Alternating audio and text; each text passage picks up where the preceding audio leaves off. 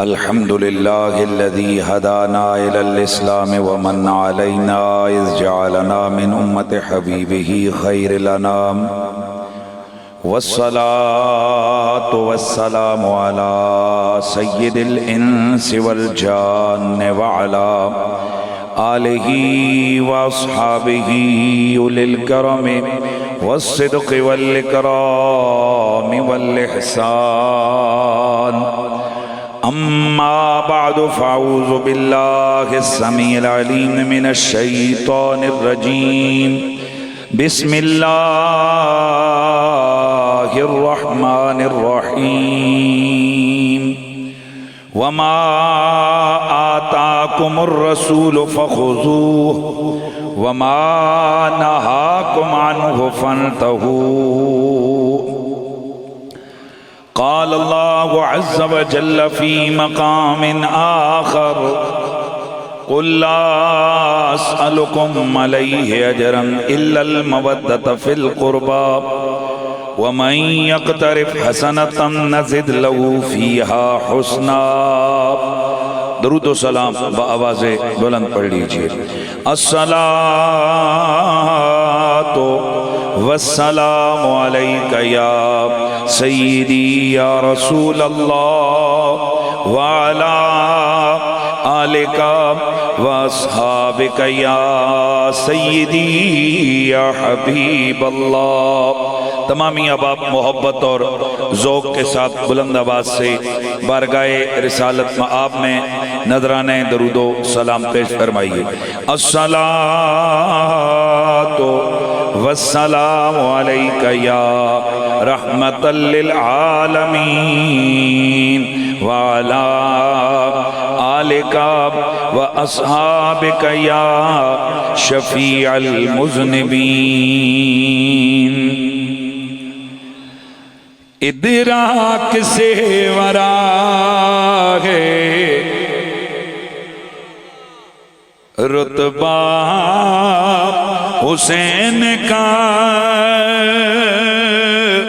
ادراک سے ورا ہے رتبہ حسین کا چلتا ہے دو جہان میں سکہ حسین کا چلتا ہے دو جہان میں سکہ مل کے ذرا پڑھ لیجئے چلتا ہے دو جہان میں سکہ اچھا یار گل سنو جڑے باہر لے ہو تو سننا ساڑھے نال کوئی تعلق نہیں واللہ دیو بندے اندر آؤ دیں تھے کھلو یا اس گیڑا چو اندر آنے تو سن کو ٹیکس لے رہے کتنے باہر کافی میں نے ادھر سے آتے ہوئے دیکھا دیوار بھری ہوئی ہے سارے اندر آئیں محفل کا حصہ بنے تاکہ ایک رنگ بنے محفل کا شاباش اندر آ جائیں اس طرف بھی جو باہر کھڑے ہیں سارے حضرات آپ اندر آ جائیں اور اپنا ایک مزاج بنائیں کہ جہاں بھی اللہ اور اس کے محبوبوں کا ذکر ہوتا ہے تو اس محفل کے اندر اللہ کے انوار اور رحمت کی بارش برستی تو اس لیے سارے احباب محفل کا رنگ بنائیں رونق بنا کر آج یہ عظیم الشان محفل عرس مبارکہ کے سلسلہ میں انعقاد پذیر ہے اور درگاہ عالیہ آستانہ عالیہ شاہ درگاہش بابا خواجہ محمد افسر چشتی ادام اللہ ذلہ السامی رحمہ اللہ تعالی وَأَعْلَى اللَّهُ دَرَجَاتَهُ آپ کا یہ عرس مبارک ہے اور اس کی یہ عظیم الشان تقریب سعید ہے اور ہم ہیں الحمدللہ اہل سنت و جماعت ماشاءاللہ یار ماشاءاللہ یار ہاتھ اٹھا کے کہیں یہ نہیں ہے نا یار یہ نہیں ہے نا یہ کیا ہے یہ تو ڈھیلا تھکاوٹ والا کام ماشاءاللہ ہم ہیں اہل سنت اور اہل سنت و جماعت ان لوگوں کو کہتے ہیں جو رسول اللہ کی ہر نسبت کا ادب بھی کرتے ہیں اور محبت بھی کرتے ہیں آج کئی فتنے شروع ہو گئے ہیں او جی یہ عرس نبی پاک کے دور میں تھا اگر تھا تو بتائیے کتنے صحابہ کا عرس نبی نے کیا؟ بتائیے یہ جو آپ کے تبلیغ کے اجتماع، مدرسوں کے اجتماع اور درس قرآن کے اجتماع یہ حضور کے دور میں تھے اس طرح؟ اگر نہیں تھے تو تم نے کہاں سے شروع کی؟ بھائی اصل کو دیکھیں گے کہ اس کی اصل کیا ہے، تو عرس کی اصل ایصال ثواب ہے، اور ایصال ثواب قرآن سے بھی ثابت ہے، حضور کے فرمان سے بھی ثابت ہے۔ میرے نبی کا ہر سال شہدائے احد کے مزارات پہ تشریف لے جانا، وہاں اجتماع کرنا، اپنے صحابہ کو تعلیم دین دینا، یہ اس بات کی دلیل ہے کہ حضور یہ چاہتے تھے کہ اہل اللہ کے مزارات کے پاس لوگ جمع ہوں، ان کی بلندی کی، درجات کی بلندی کی دعائیں ہوں، اور دین کی بات ہو، اس کا ثواب بھی ان صاحبان مزار کو بخشا جائے اور پہنچایا جائے۔ یہ اصل ہے عرس کی، اور حضور ہر سال شہدائے احد کے مزارات پر تشریف لے جاتے ہیں۔ اور اس سے اگر کہا جائے کہ نہیں یہ تو حضور دعا کے لیے تشریف لے جاتے تھے، تو بھئی کیا دعا مدینہ شریف سے نہیں پہنچتی تھی؟ اگر حضور مسجد سے دعا کرتے یا اللہ شہدائے احد کے درجے بلند فرما، تو بتائیے کہ کیا یہ دعا حضور کی نہیں لگتی، نہ پہنچتی؟ بولو ذرا بولو۔ او یار بول بھی جاؤ جنے ہو، تسی تے بالکل ہی منہ بند کیتے ہو یار، بولو بتائیے کہ یہ دعا پہنچتی یا نہیں، قبول ہوتی یا نہیں؟ تو نبی کا مدینے سے احد تک کا سفر کرنا، پھر اجتماع کرنا، اور آخری جو اجتماع ہوا اس میں حضور کے لیے باقاعدہ منبر بچھایا گیا، حضور نے وہاں خطبہ دیا۔ اب آپ بتائیے 2 10 15 20 50 لوگوں کے سامنے تو پھر منبر نہیں بچھتا نا، اس کا مطلب یہ تعداد بڑی ہوگی جس کی وجہ سے منبر بچھا کر حضور نے خطاب کیا۔ تو پتہ چلا مزارات اولیاء، مزارات کاملین کے پاس جانا، اجتماع کرنا، اللہ کے دین کی بات سننا یہ مصطفیٰ کی سنت ہے۔ تو آج عرس کی تقریب ہے، اور عرس میں ایصال ثواب بنیاد ہے، اور ظاہر ہے عرس کی تقاریب میں نبی کا ذکر ہوگا، نبی کے پیاروں کا ذکر ہوگا۔ اور ماہ مبارکہ کی مناسبت سے مجھے حکم دیا گیا ہے کہ میں شہدائے کربلا کی بارگاہ میں، یعنی اہل بیت اطہار کی بارگاہ میں نذرانہ عقیدت پیش کروں گا، کہ میں حضرت سے کہہ رہا تھا کہ میرے پیچھے بینر آپ نے جشن عید میلاد النبی کا لگا دیا ہے، تو یہ تھوڑی سی مناسبت دیکھا کریں کہ جو اجتماع ہے اس کے مطابق ہو۔ اب جب ہم شہادت کی بات کریں گے تو پھر فتنے ہوں گے، وہ تک کو جی ہونتے میلاد یا جلسے بھی شہادت شروع ہو گئی۔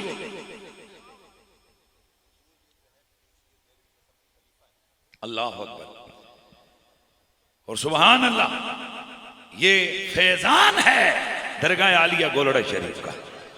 سبحان اللہ سبحان اللہ، اللہ اکبر۔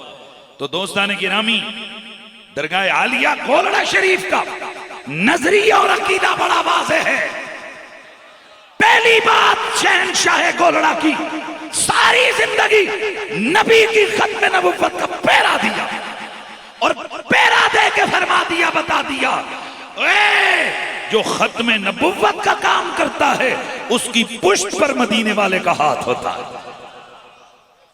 تو اس لیے درگاہ عالیہ گولڑا شریف کی جو تعلیمات ہیں ان میں حضور کی محبت یہ پہلی چیز ہے، اور حضور کی عزت و عظمت کے ساتھ شہنشاہ گولڑا نے تصفیہ ما بین شیعہ و سنی لکھ کر بتا دیا محمد کی آل کا مقام کیا ہے، مصطفیٰ کے صحابہ کا مقام کیا ہے۔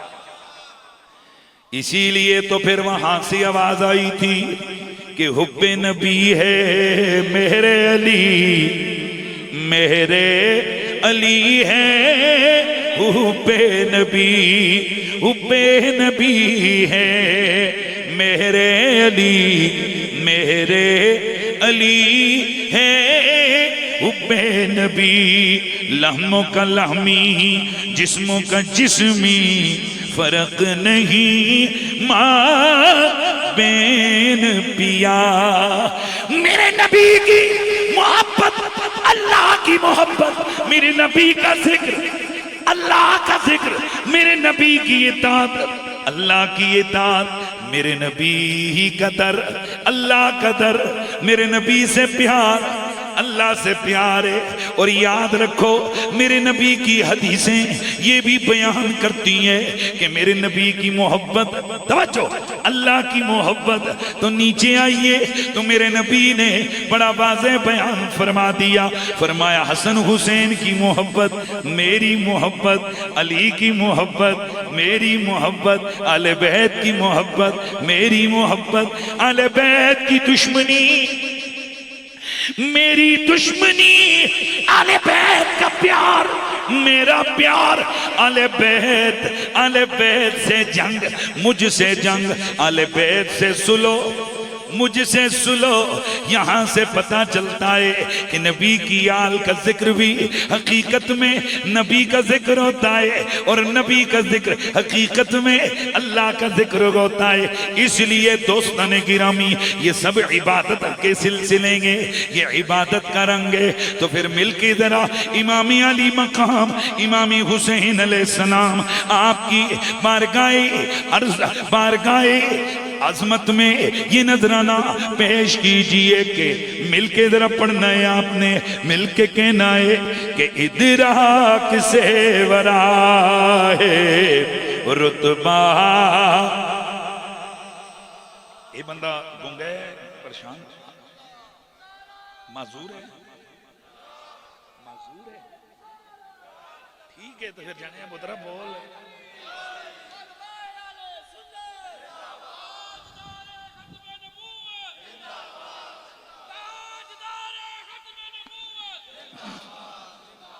ادراک سے ورا ہے رتبہ حسین کا,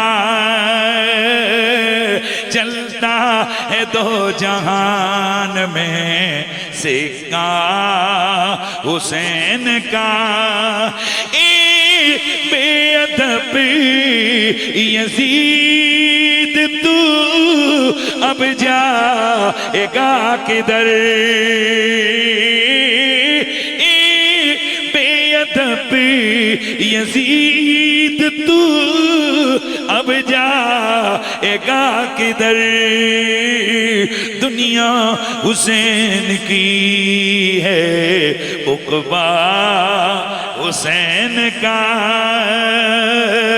دنیا حسین کی ہے, عقبہ آتی ہے ان کی بات سے خوشبو مصطفیٰ, آتی ہے ان کی بات سے خوشبو مصطفیٰ. ملتا ہے نانا جان سے لہجہ حسین کا, ملتا ہے نانا جان سے لہجہ. الحمد آل فقیر کے دامن میں آج بھی خیرات مصطفیٰ کی ہے, صدقہ حسین کا, خیرات مصطفیٰ کی ہے, صدقہ. میرے نبی سے محبت کرنے والوں, اس بات میں کسی مسلمان کو کوئی شک نہیں. اس بچے کو بٹھا دو, بٹھا دو, اس کو آگے نہیں آنے دو, ادھر ہی بٹھا دو. میرے نبی پاک کا کلمہ پڑھنے والوں, اس بات میں کوئی شک نہیں ہے, دوسری کسی مسلمان کی رائے نہیں ہے کہ میرے نبی کا پیار اصل ایمان ہے. جاگنا ہے یار, میرے نبی کا پیار عین ایمان ہے. اگر میرے نبی کی محبت میں کمی ہے, ایمان میں کمی ہے, میرے نبی کی محبت اس وقت تک, جب تک نبی کی محبت نہیں, اس وقت تک ایمان مکمل نہیں ہے. اب دیکھنا یہ گئے کہ میرے نبی کی محبت کب مکمل ہوگی. میں نے آپ آپ کے سامنے قرآن مجید برہان رشید کی آیہ مبارکہ تلاوت کی ہے. میرا رب فرماتا ہے وَمَا آتَاكُمُ الرَّسُولُ فَخُذُوهُ وَمَا نَهَاكُمْ عَنْهُ فَانْتَهُوا. میرا نبی جو تمہیں دے لے لو، جس سے روکے رک جاؤ. اب یہ بڑا سمپل سے شریعت کا ایک اصول ہمارے سامنے ہے. نبی جو دے لے لو، یعنی نبی میں سواہت کرے تم بھی کرو. نبی امامہ پہنے تم بھی پہنو. نبی دائیں ہاتھ سے کھانا کھائے تم بھی کھاؤ. نبی دائیں ہاتھ سے پانی پیے تم بھی پیو. نبی جیسے کرے ویسے تم کرو. نبی نماز دے لے لو، نبی روزہ دے لے لو، نبی حج کا حکم دے پکڑ لو لے لو. میرا نبی داڑھی کا حکم دے لے لو. جو میرا نبی تمہیں دے لے لو. نبی جو تمہیں دے، دھیان ہے، نبی جو تمہیں دے لے لو. مطلب کیا؟ جو نبی کہے وہ کرو، جو نبی کرے وہ کرو. دوستان گرامی، بس بڑی واضح سی بات ہے. شریعت دائرے کس چیز کے اندر؟ نبی جو کہے وہ شریعت، نبی جو بولے وہ شریعت، نبی جو کرے وہ شریعت، نبی جو حکم دے وہ شریعت.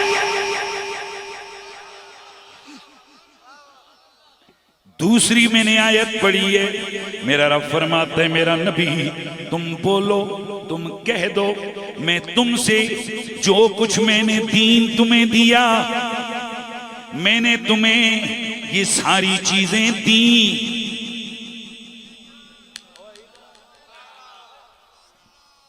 بھائی دونوں کو میں نے ملانا ہے نا.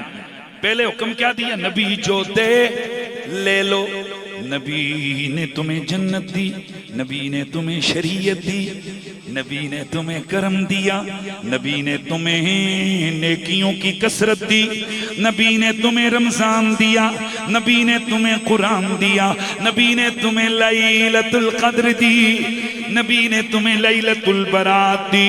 میرا نبی جو دے لے لو.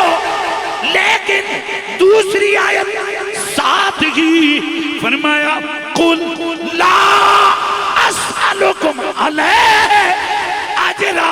اے میری امت، اے میرا کلمہ پڑھنے والو، جو کچھ میں نے تمہیں دیا، بھائی ہم نے جوڑنا ہے نا آیتوں کو. جو کچھ میں نے تمہیں دیا، نماز دی، روزہ دیا، حج دیا، زکوٰۃ کا حکم سنایا، جنت دی. کنتم علی شفا حفرۃ من النار فانقذکم منہا. اس کی آواز کو کھول دے بھائی، کھول دے. میں اکثر آپ کی محفلوں میں انکمفرٹ رہتا ہوں، بولتا نہیں پر آپ کو خیال نہیں آتا. میرا نبی جو تمہیں دے لے لو. میرا نبی جس سے تمہیں روکے رک جاؤ، جس سے منع کرے منع ہو جاؤ. نبی نے شریعت دی، نبی نے طریقت دی، نبی نے جنت دی. کنتم علی شفا حفرۃ من النار فانقذکم منہا. قرآن کہتا ہے تم جہنم کے کنارے پہنچ چکے تھے، میرے نبی نے تمہیں پکڑ کے نکال کے جنت کا حقدار بنا دیا.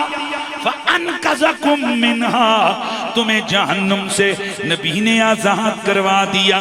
اب یہ جو کچھ نبی نے کیا، اب میں کیا کیا گنوں، کیا کیا چھوڑوں. ذرا مکے میں آؤ، دین کے لیے نبی نے کیا کیا کیا. طائف کی مارے، غاروں میں جا کے رونا، عرشوں پہ جا کے امت کے لیے سوال کرنا، صبح و شام غاروں میں جا جا کے امت کے لیے اللہ سے کرم مانگنا، کرم کا سوال کرنا. اے میرا نبی اب امت سے کہہ دے میں نے جو کچھ تمہارے اوپر کرم کیا ہے اس کا کوئی بدلہ تم سے نہیں مانگتا، لیکن ایک چیز مانگوں گا. کیا؟ اِلَّا الْمَوَدَّةَ فِي الْقُرْبَى. ہاں اگر مانگتا ہوں تو صرف اتنا کہ میرے قرابت داروں سے تم نے پیار کرنا ہے.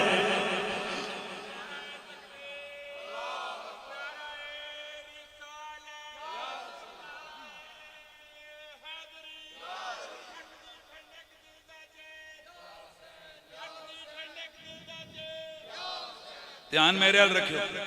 اے بندے ٹیک لائی بیٹھا چنگا بولا ہٹا کٹا جانا بولیا کوئی نہیں. اے میں انہوں پیسے دیتے آتا نہیں لینا. گویا میں کچھ دے رہا ہوں یہ کہہ رہے کوئی بات نہیں. ایک ہوتا ہے دینا. میں آج اگر ایک گل سمجھا گیا تو میری گل تقریر ہو گئی. ایک ہوتا ہے دینا اور ایک ہوتا ہے مانگنا. بھئی توجہ رکھیں گے آپ. ایک ہوتا ہے دینا، ایک ہوتا ہے مانگنا. میں نے آپ کو دیا دل کیا تو،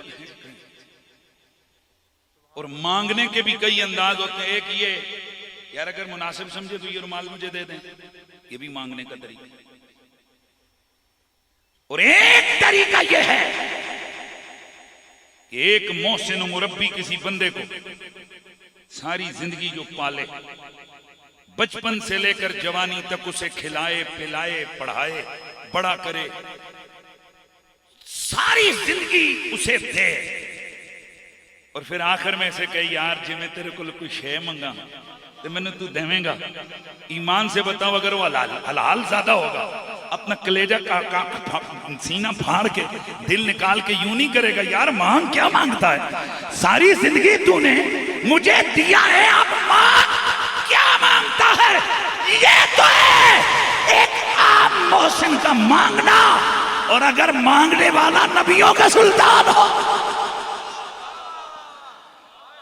اور اللہ کہے کہ میرا نبی ان سے کہے کہ جو کچھ میں نے تم پہ کرم کیا، جو کچھ تمہیں دیا اس کا بدلہ اور تم سے کچھ نہیں مانگتا، لیکن اگر میں مانگوں گا تو صرف یہ کہ میرے قرابت داروں سے تم نے پیار کرنا ہے. اب بات کو سمجھئے.